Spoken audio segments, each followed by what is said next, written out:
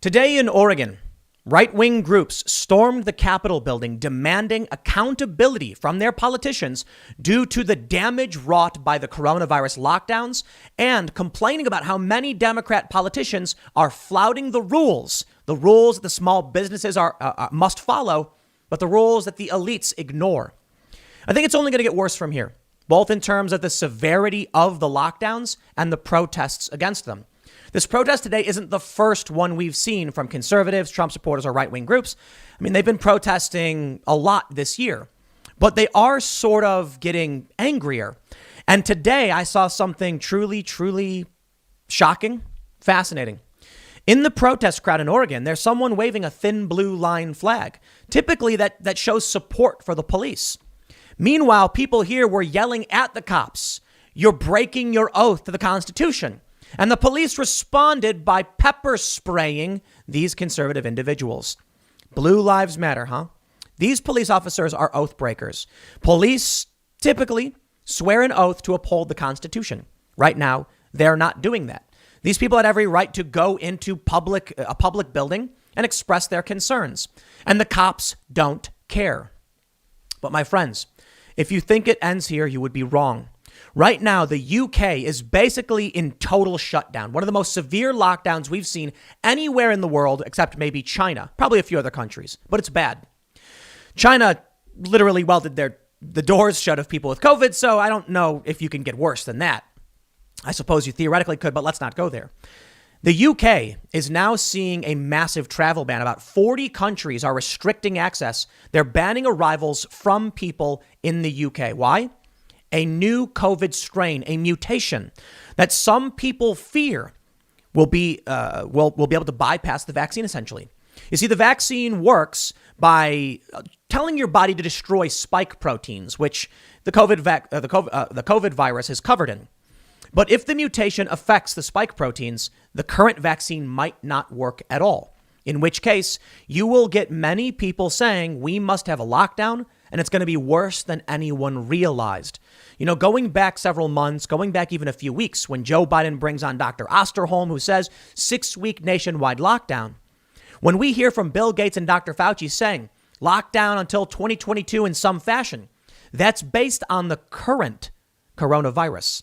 Now that they're saying an even more infectious strain, which may bypass the vaccine, is emerging and may be the dominant strain, the vaccine won't work. Well, if that's true, and that's what people are worried about, it may not be true, then they're going to lock us down and it's never going to stop. When you give them the power to do it, they'll never let it go. Who would give up power in an emergency? Rarely does anyone ever give it up. But we are seeing right-wing individuals rise up in protest.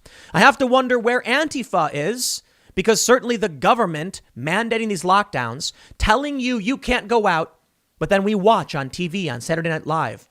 We watch these people hug and laugh. We watch Dr. Birx herself caught posting photos. She's with her family and they're hugging 3 generations of her family in direct violation of their own coronavirus restrictions. These people don't fear it. They don't care. The rules don't apply to them. The rules only apply to you. And because of this, I think we're going to start seeing more right-wing groups protest and rise up and say no.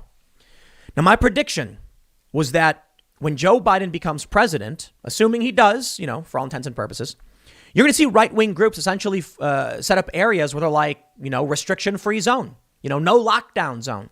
And we've already seen it in Washington, not too far from Oregon, where one small town basically said, we're not complying with this. Right-wing groups showed up, businesses remained open, and they ignored the lockdown edict. There's one reason why these small towns were able to do it. No oath breakers. Now, oath breakers, I refer to police who violate their oath to the Constitution as oath breakers. In these small towns, the cops are like, I'm not going to enforce this. In bigger cities and in capitals, you have a police force ready, willing, and able to violate the Constitution of this country. That is, I say this more colloquially, treasonous, not legally. In the legal definition, treason is like aiding an enemy in a time of war. No, I mean, they are violating what this country stands for. And they don't care because they want money. They're akin to scabs breaking the union line because they want money. but it's going to get worse. They're fearing now food shortages in the UK. So let's do this. Let's read the story about what's going on with this armed anti-lockdown protest storming the Oregon State Capitol building and why things might get a whole lot worse with this new coronavirus strain. Before we get started, head over to timcast.com/donate if you'd like to support my work. There are many ways you can give, but the best thing you can do, share this video, subscribe, hit that like button. All of these things help grow my channel, help me do the work that I do, and sharing this just allows people to get a perspective they might not normally get from the mainstream media, and is probably the best way you can actually help. But again, smash that like button, subscribe, notification bell. Let's just read the news. The Daily Mail reports about 300 anti-lockdown protesters, some of them armed, gathered outside the Oregon State Capitol building and forced their way in on Monday as lawmakers convened for a special session. Governor Kate Brown called for the special session closed to the public, where lawmakers discussed pandemic relief and vaccination distribution funding as protesters gathered to oppose COVID-19 restrictions. The Reopen Oregon rally started around 9 a.m., comprised of members of the Proud Boys, Patriot Prayer, and other far-right groups, some seen carrying rifles and pistols and waving American flags and Trump banners. They were heard chanting, "We just want our rights back," and USA. Whoa. I got to stop you right there and say something very, very important.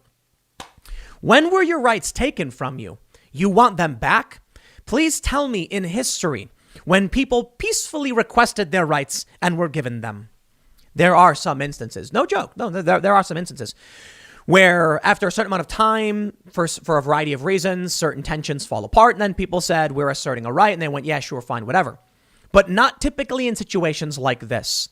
I'm sorry. This is why the founding fathers gave us the Constitution. Well, not just the founding fathers. The Constitution actually came sometime after the Articles of Confederation, but you get the point. The First Amendment, the Anti-Federalists, they did a good job getting us this Bill of Rights, the right to peaceably assemble and for a redress of grievances. Legit. They're going to say about 100 demonstrators forced their way into the building from two entrances, and once inside, they shouted obscenities and yelled, "Let them eat cake," as dozens of armed state troopers blocked a door into a hallway. Shortly before 9:30 a.m., police declared unlawful assembly and said protesters would be arrested on disorderly conduct and trespassing charges if they did not disperse. We can see in this photo Trump flags, as a pitchfork there. I love it, as a pitchfork. Some people holding up signs. These look like they're older folks for the most part, typically conservative. You can see in the back here, someone's actually got a thin blue line flag. And that just breaks my heart. It does.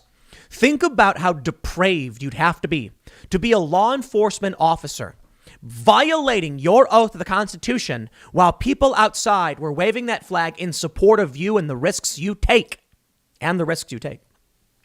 Truly, truly depraved. These cops are looking at that and smiling. It's disgusting. That flag being waved is not for these men. The officers in Oregon who are doing this are the Praetorian Guard for the establishment elites who don't think you deserve rights. Well, this country is something different from many other countries in the world. The government is constrained by our Constitution only if people are willing to defend it. Unfortunately, these officers were more than willing to trample all over it and laugh as they did it, and even laugh at those who would dare support them. I'll also point out something very interesting is the man holding an upside down American flag. For those that aren't familiar, and I could be wrong about this, correct me if I'm wrong in the comments, the upside down flag is a symbol of country in distress, not of disrespect. And so these people, this man waving the flag is basically saying the United States is in some kind of distress. If only we had young, brave men and women, got to be PC, willing to uphold their oath of the Constitution and stand up for individual liberties, rights, and what this country was founded on. We don't. I mean, we do. But the people who are getting these jobs in government, the police, and sometimes even the military, they don't. It's a paycheck. That's all it is. And they don't care about you. They want their job. You know, I think it's really funny when you see the left yelling at the cops to like rip your badge off, throw it down.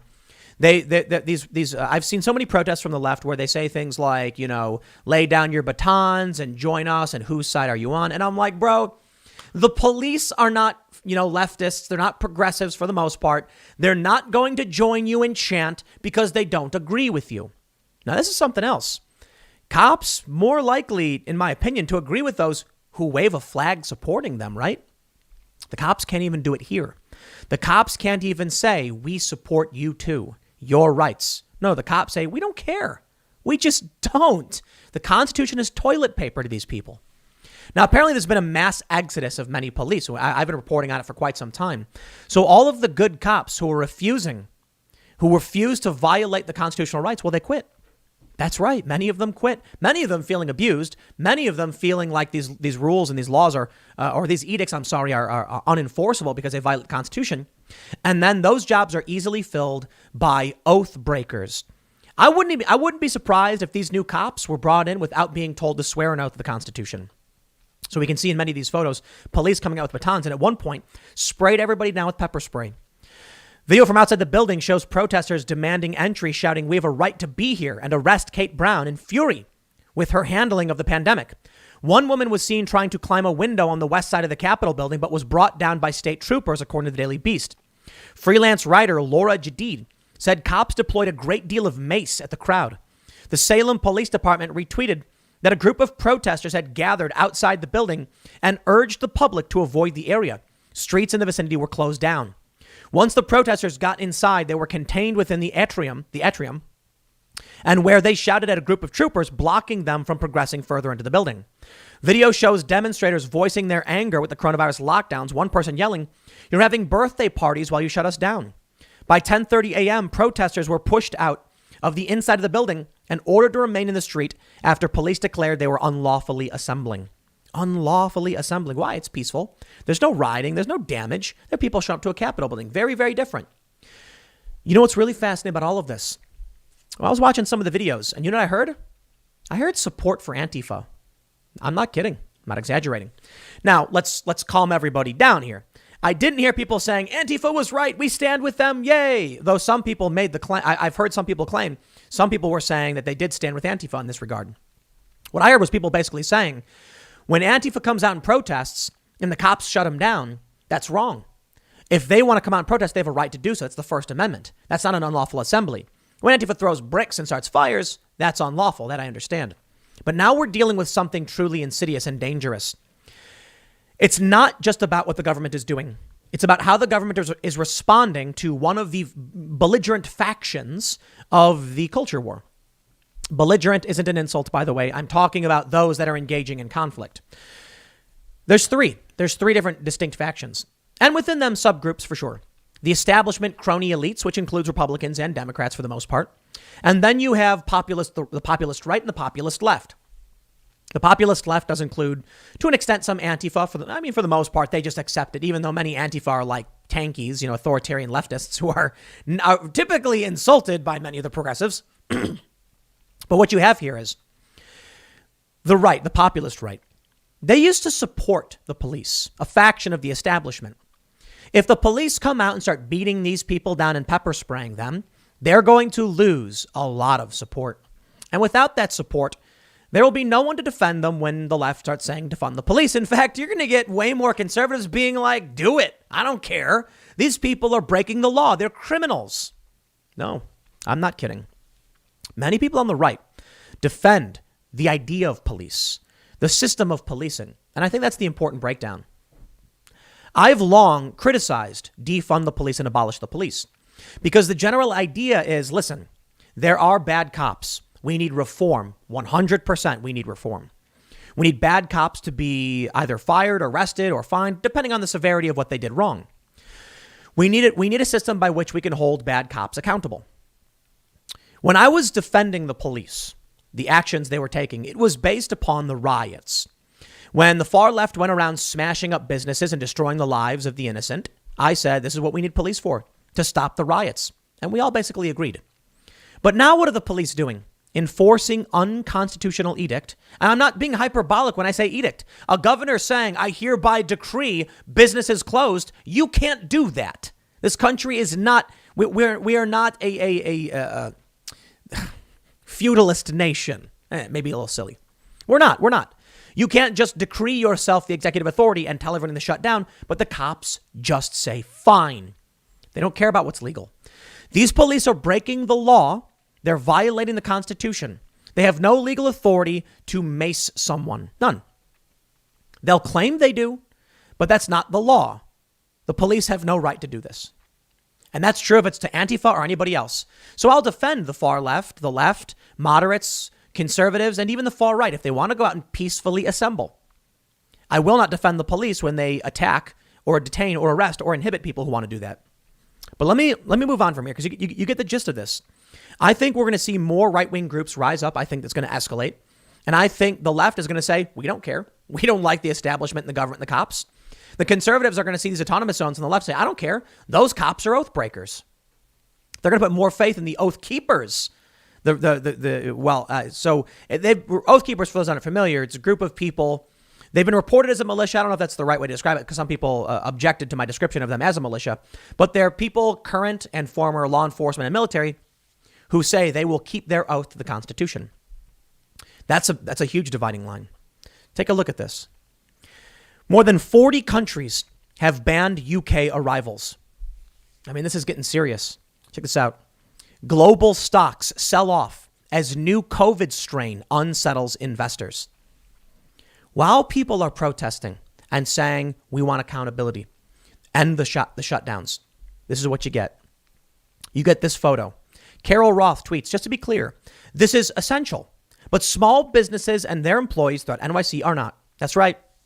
Saturday Night Live don't have to wear masks. They can hug and they can laugh and they can do whatever they want. Well, you're not allowed to see your family. You're not allowed to see your family, but Dr. Birx is allowed to see your family. How about this stuff? Is this what we're supposed to be doing? I'm not trying to be mean to this guy from Microclimate. This is a company. For those that are listening, it's a guy wearing what looks like some kind of space helmet. I'm not trying to be mean to this guy. He seems like a really nice guy, and I respect that he's trying to create an innovative new product. And considering the circumstances we're in, it doesn't seem like an actual bad idea, except for if you sneeze. This guy's wearing some kind of plastic face shield helmet with airflow vents in the neck or whatever, or something like that. So you can walk around and see people's faces. And I'm sorry, it's just patently absurd. While Dr. Birx of the Coronavirus Task Force is violating the lockdowns, they expect us to be buying products like this. Now, my question for this guy is, what happens if you sneeze and you're wearing this plastic shield and now it's splattered all on the inside of your face shield? Yeah, it doesn't seem to make a whole lot of sense. But this is what's happening to people. The panic, the fear, it's nonsensical. Why are the elites not scared of this? I have to wonder. Why are they having meetings? Why are they not wearing masks? Stacey Abrams, during the electoral vote count, wasn't wearing a mask. Nobody cared. Rules for thee, but not for me. It's only going to get worse. If you think people are going to put on these space helmets to walk around, to be scared and can't go out and can't run their businesses while the elites party and laugh and hug and sing on TV, you are sorely mistaken. Now, maybe people just roll over and do nothing about it. It's possible. Or maybe people push back and we see mass protests. The most effective nonviolent civil disobedience would just be people opening their stores and running their businesses and defying these lockdowns like we saw in Mossy Brook.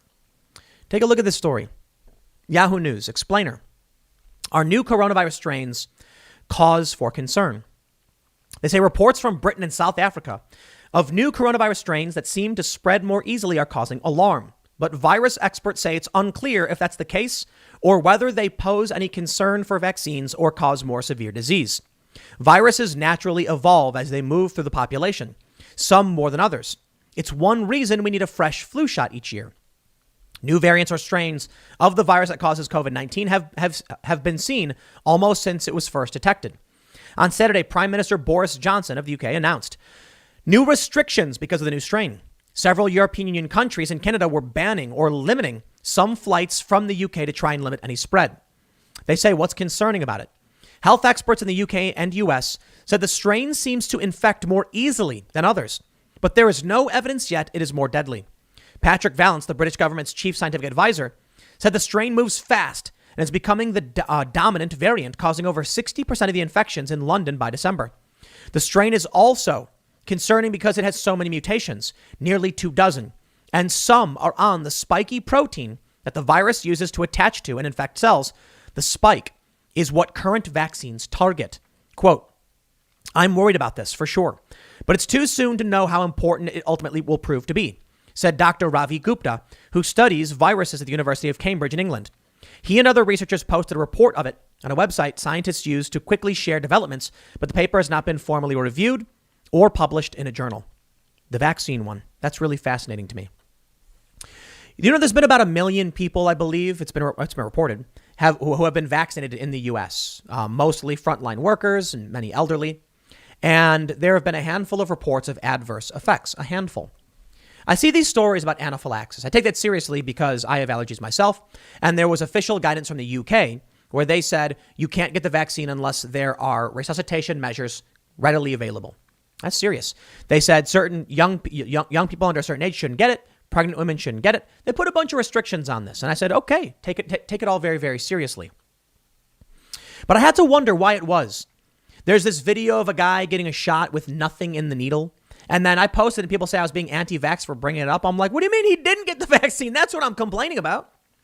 Why would the media put out these stories to scare people about the vaccine?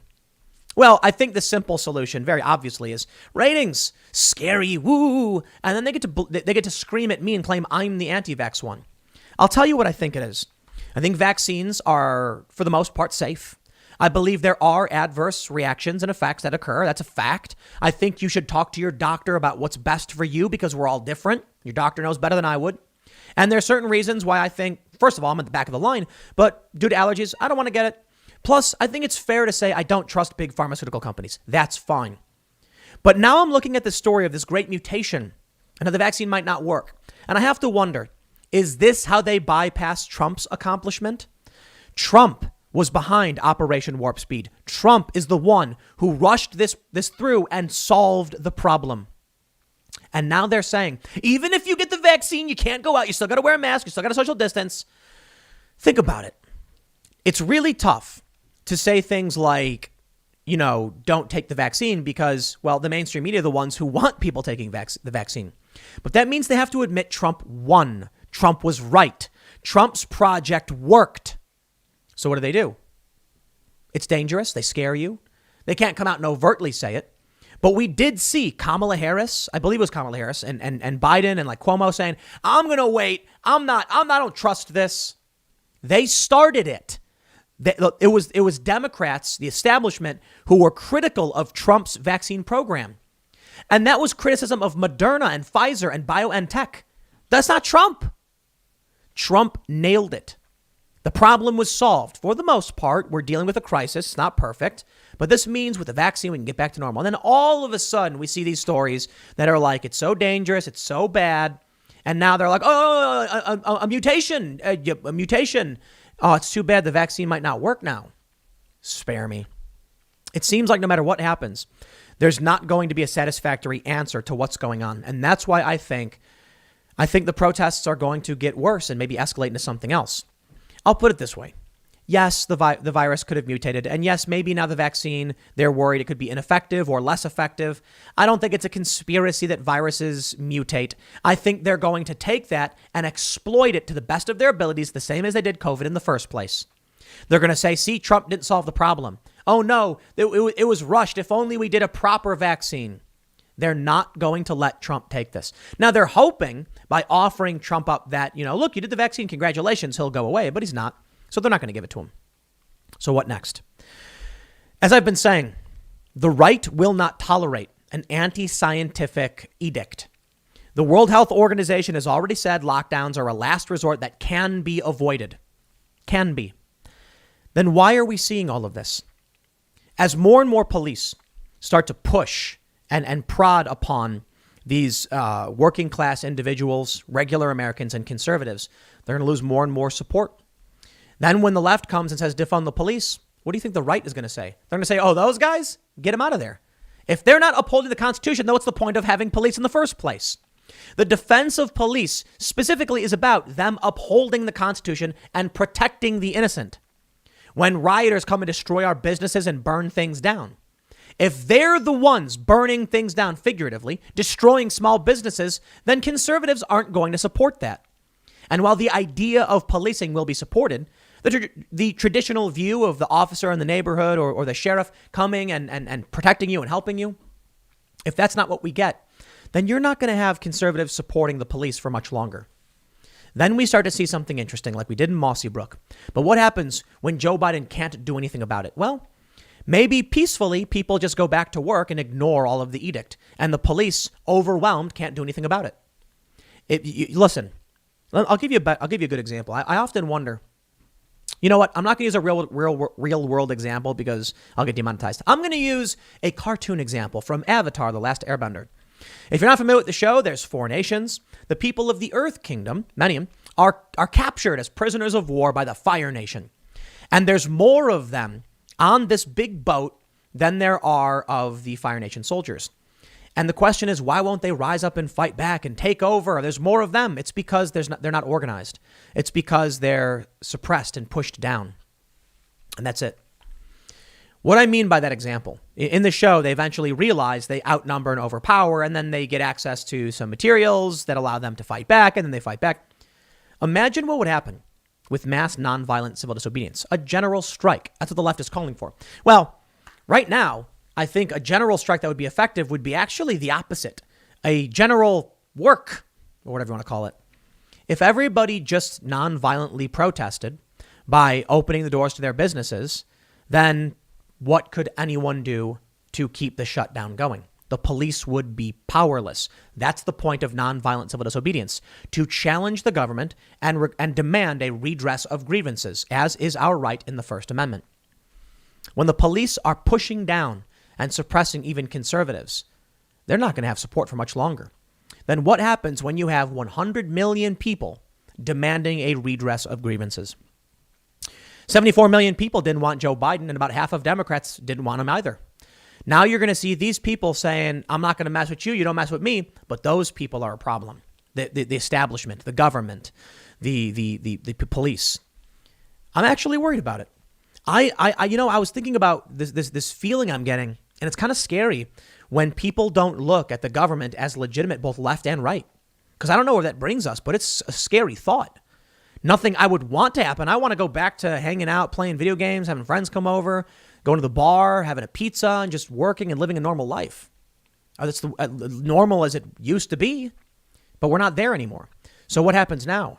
I think the right is going to be emboldened. We'll see what happens on January 6th. You know what's going on then? That's the final day for the electoral process by which Trump can try and stage some kind of, attempt at retaking the presidency. Will Trump supporters muster the political willpower and actually show up? I'm hearing some crazy rumors, and I'm hearing from a lot of people who normally I didn't think would do anything are telling me that they're going to be there, and that makes me wonder. But will they actually?